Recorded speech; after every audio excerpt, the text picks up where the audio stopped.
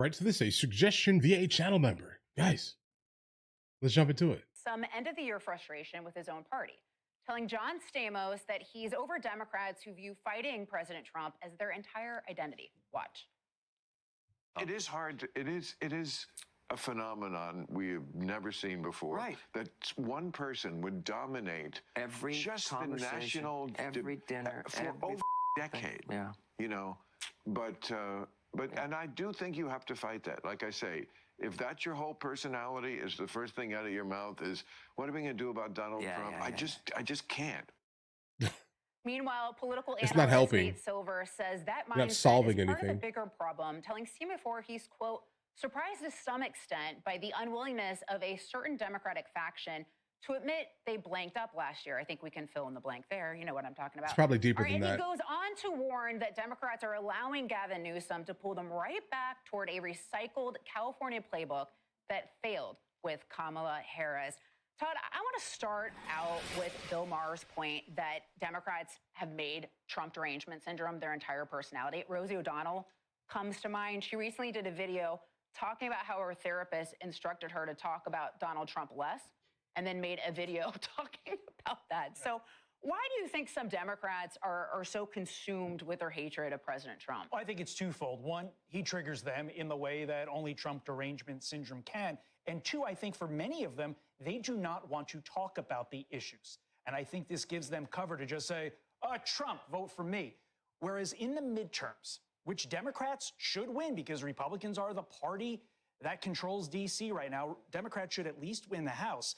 Unless Democrats focus on the things where Trump admittedly could be vulnerable in 2026, healthcare and the economy. And I don't mean Trump himself, I mean Republicans, because they have to play defense in the messaging on those. Unless they focus on those areas, Republicans could easily take back the House.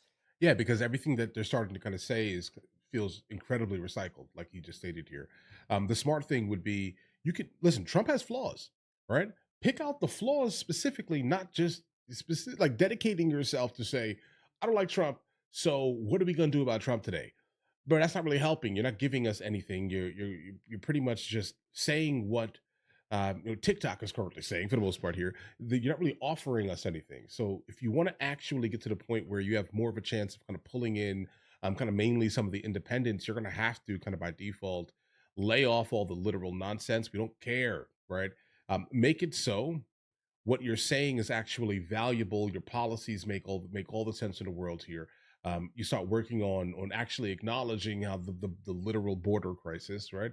All of these things. If you start doing these things instead of focusing on saying Trump is terrible, we hate him, we don't want him, then you can probably bring legitimately some of the people that have left back into the fray. I think Republicans would win the House if magically the tax refunds were given out in April and we voted in April. Unfortunately, Republicans have to wait about 7 months before the November elections. Trump's going to have to deal with that. Democrats give him a gift if all they're doing is talking about Trump.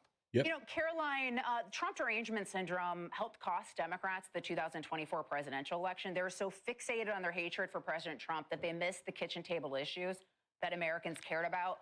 Do you see any course correction from them heading into the midterms? No. No, we thought they were going to do course correction, but they buried that autopsy. They buried this special self-examination of what really happened in 2024.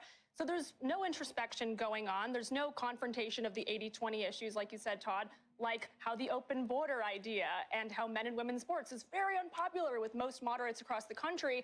And the other thing that I think is sad for them, actually, is these recent off-year elections that Democrats have been winning in all of these very deep blue areas. I knew it was going to give them false confidence that they're in better shape than they actually are. I mean, this is a party with an 18% approval rating. They were so low on cash that they had to take a $15 million loan in October. This is not a healthy enterprise. This is not a good operation, but clearly they think that they can ride the coattails of just criticizing Trump to the next election. But Leslie, one way to take accountability for Valid. failure is to release an autopsy report.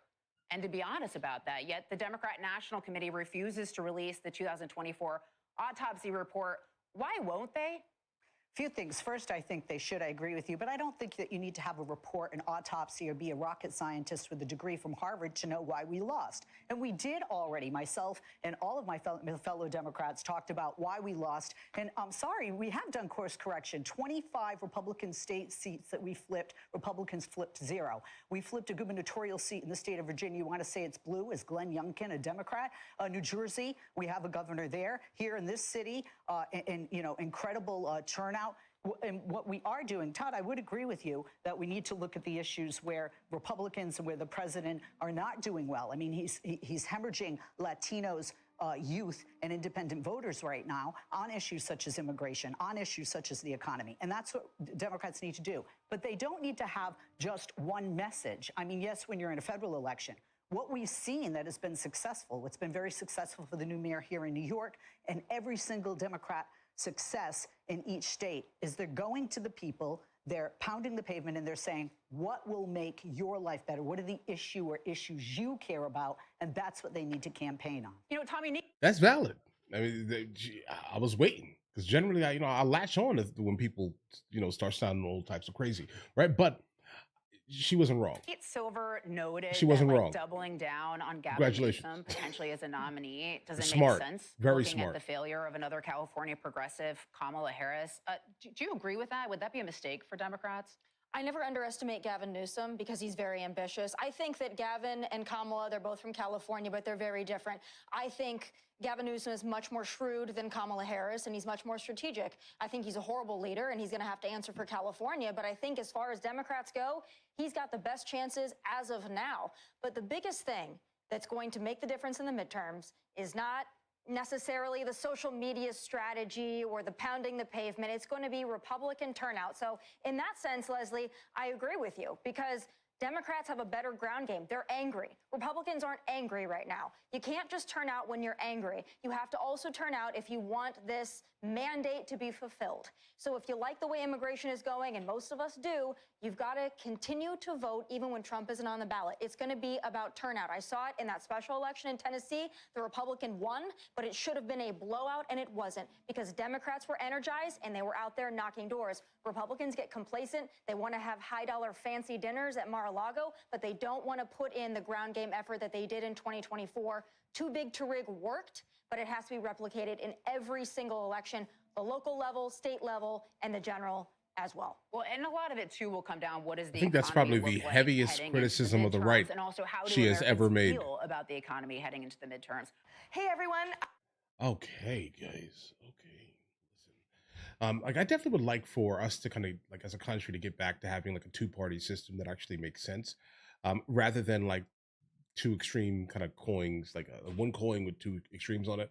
I definitely would absolutely love the fact, the ability at least for both parties to kind of make sense, and it becomes a harder kind of decision, en masse at least here. It would be great, right? I mean, listen, it kind of allows people to, how do I explain this here? I don't know, decide not rooted in the extremes, but just more decisions. It would be great here again, right? Because obviously it's so polarizing that one issue may be so extreme from whatever the other side is pushing, and you're just I can't even get with any of the other things you're saying. It's kind of like when with Congress, right? Where one party wants to do something absolutely drastic to fix a singular problem, but inside of the bill, there's a whole there's a bunch of nonsense baked into the other side of the bill, and you're just I kind of want this one thing, but that means I got to allow all this other absolute craziness to happen. So we're going to go ahead and disregard it. And then when you disregard it, it's just a political trick, right? Because you knew immediately the other side was never going to agree with all the other stuff just to get this done. Then the news cycle latches on to the one good thing, right, that you were supposed to get, but obviously no one is going to sign for the other stuff. And then then you latch onto it, and you're just great. Look at the other side doesn't want you to have this. No, they just don't want you to have. We just didn't want to sign for all the other stuff, and it seems like that consistently happens. So we definitely need to get to the point where the sides are closer to the center left or center right. If that makes any sense. That would be the super smart thing. If you want to fix that's what needs to happen.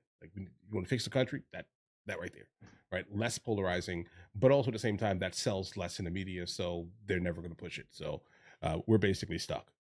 We're stuck in a cycle of all of this, right? Guys, do you want to watch movies with me? I never actually thought to like promote it over here, guys. But if you guys do want to watch it, guys, we have hundreds of movies, and I mean hundreds of movies that we've reacted to. You guys can come watch them with me if you want to, along with many TV shows. Currently, we're working on the show Dexter, along with Vikings, and we have a lot of series that are already completed. But if you guys do want to watch it with me, the link is in the description. Everything's available at the second tier. But of course, if that's not your thing, guys, don't worry. Right? Listen, like and subscribe.